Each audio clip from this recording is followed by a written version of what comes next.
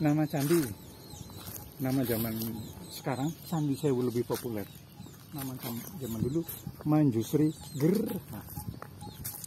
Jadi rumahnya Manjusri. Gerha kan rumah atau bangunan atau candi.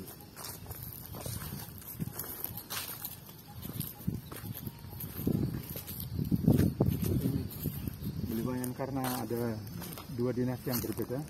Satu kerajaan Mataram, candinya Buddha, tapi dua patung yang besar ini patung Hindu, dua Rapala. Patungnya Hindu loh, candinya Buddha. Apa nggak bagus? Jadi namanya Siwa Buddha, awalnya dari sini sebetulnya. Lah patung dua Rapala ini sebagai emas kawin atau mahar atau hadiah kepada permaisuri Buddha Pramudawardhani. Jumlahnya dilihat di sini, di titik selatan 2, utara 2, 4, kanan timur 2, 6. Sebelah kiri lagi barat itu yang pojok sana 2. Jadi rajanya Hindu memberikan mas kawin gak tanggung-tanggung 2 patung. Totalnya 8 sih sebagai bukti cintanya. Kan bagus ya. Sampai sekarang masih kuat, tidak hilang, dimakan usia. Jadi kalau dikasih mas kawin, cincin, emas, perak, permata, bisa luntur. Kasih patung malah bagus. Fungsinya apa? Karena ini bangunan suci, ciri-cirinya apa? Bujur sangkar, bukan 4 persegi panjang. Jadi panjang lebar sama, melambangkan harmonisasi. Kalau bujur sangkar kan digulingkan kan tetap bujur sangkar, alias pikiran bisa menguasai tubuh. Oleh karena bangunan suci harus dijaga oleh pengawal. Saya nggak tahu tuh kalau di Bali namanya apa tuh. Setiap masuk candi pasti ada penjaganya. Kalau di Jawa dulu namanya dua Rapala. Dua Rapala ini kalau kita perhatikan matanya nggak ada hitam-hitamnya, nggak ada retinanya. Mengapa? Karena dia bisa melihat mara bahaya. Cuma mara bahaya zaman sekarang adalah identik dengan bencana alam seperti gempa bumi, gunung berapi, angin topan, kan bencana alam. Mara bahaya zaman dulu, mara bahaya adalah penyusup. Jadi musuh manusia itu bukan musuh yang terlihat, malah musuh yang tidak terlihat. Oleh karena itu dua Rapala ini nggak ada retinanya hitam-hitam. Kalau bule kan bisa biru itu hijau. Jadi dia bisa melihat yang tak terlihat. Apa nggak bagus itu? Bisa melihat itu marah. Nanti kalau di sana itu seperti bangunan di India, Taj Mahal, abad ke-17. Padahal ini abad ke-8. Jadi negara kita mohon maaf lemah dalam hal publishing, marketing. Malah Taj Mahal seperti Candi Sewu seperti Taj Mahal. Yang muda seperti yang tua. Harusnya kan yang tua yang tua seperti yang muda. Enggak. Harusnya kan yang muda seperti yang tua. Kan tuan ini dulu, ini abad ke-8. Taj Mahal abad ke-17. Yang makam istri, makam raja, makam istrinya. Jadi ada raja India, Shah Jahan, dia punya istri banyak. Salah satu istri favoritnya Shah Jahan, itu saking cintanya dibikin makam yang indah namanya Taj Mahal. Bangunannya mirip dengan candi di depan kita ini. Orang banyak bilang, wah Candi Sewu seperti bangunan di India, Taj Mahal. Padahal Candi Sewu kan lebih tua. Harusnya Taj Mahal seperti Candi Sewu kan. Kayak kakek sama cucu. Cucunya kan baru. Kamu seperti kakek, wajar. Bukan kakek seperti cucu. Kebalik loh.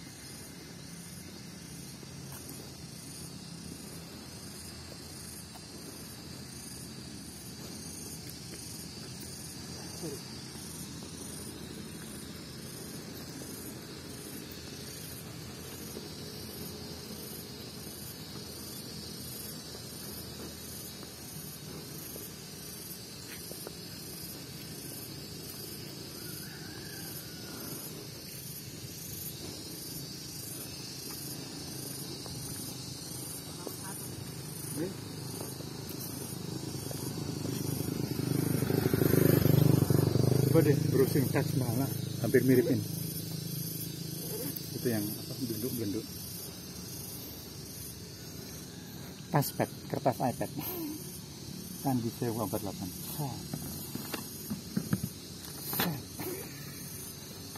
Bayangkan kayak gini besok master plan-nya. 2 Rapala, ini yang besar-besar. 1, 2, 3, 4, 5, 6, 7, 8. Ada 4 apa? Baris 1, 2, 3, 4. Jumlah candinya 28, 44, 80, 88. Jadi candi pertama 88, candi kedua 80, masuk lagi 44, yang paling dalam 28 candi. Jumlah candi 249. Jadi sewu itu bukan sewu 1000, enggak. Sewu adalah penamaan, kalau banyak namanya 1000. Harusnya dalam pikiran anak-anak Indonesia mulai dari awal disetel. Sewu itu jumlah atau banyak atau jumlah. Kan bukan jumlah tapi banyak. Lagi contoh lagi di sebelah kiri kita ada gunung panjang sampai Jawa Timur namanya Gunung 1000. Coba anak-anak SD harus tanya, Pak Guru, Bu Guru, kuda gunungnya berapa jumlah gunung? Nggak ada 1000, paling 200. Kita ke Jakarta ada pulau-pulau 1000, berapa jumlah pulaunya? Nah, harusnya kan kita mulai punya 2 cabang, banyak atau jumlah? Jumlahnya paling 200, nggak mungkin pulau 1000. Ini 1000 cuma banyak, bukan jumlah. Kan kalau sudah di setting kayak gitu kan pikiran nggak bingung, masa 1000 sih? 1000 menunjukkan banyak. Oke. Kenang-kenangan dari Prambanan. Taspad.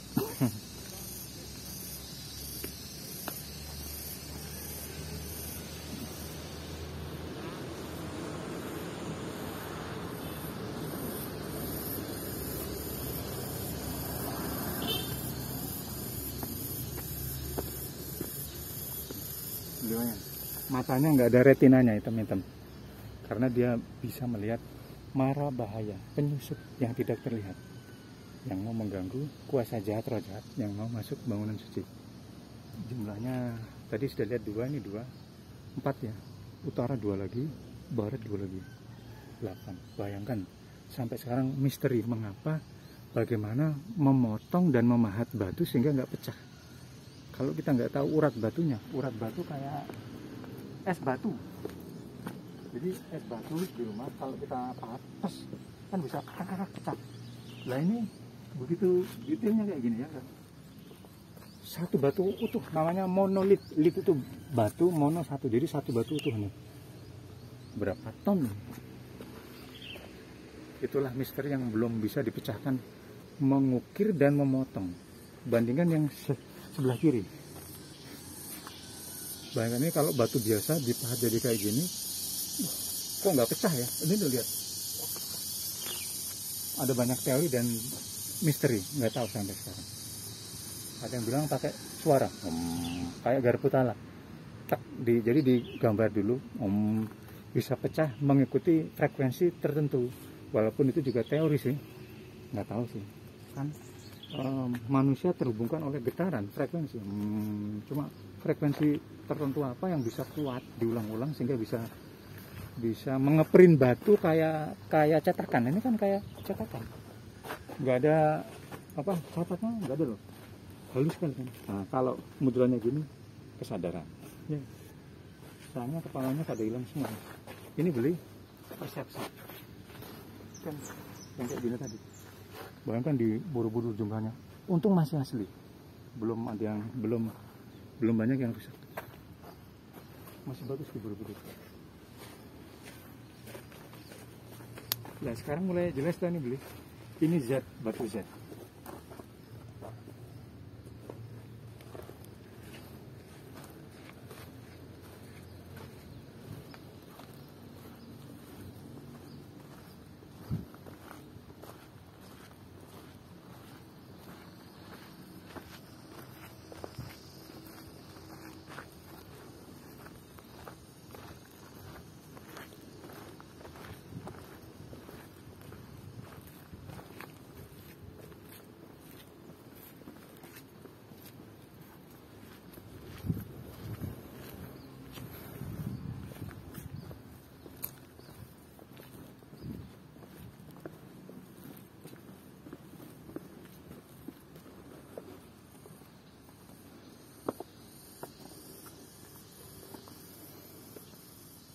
nama candi, nama zaman dulu Manjusri Gerha, rumahnya Bodhisattva Manjusri, lambang kebijaksanaan.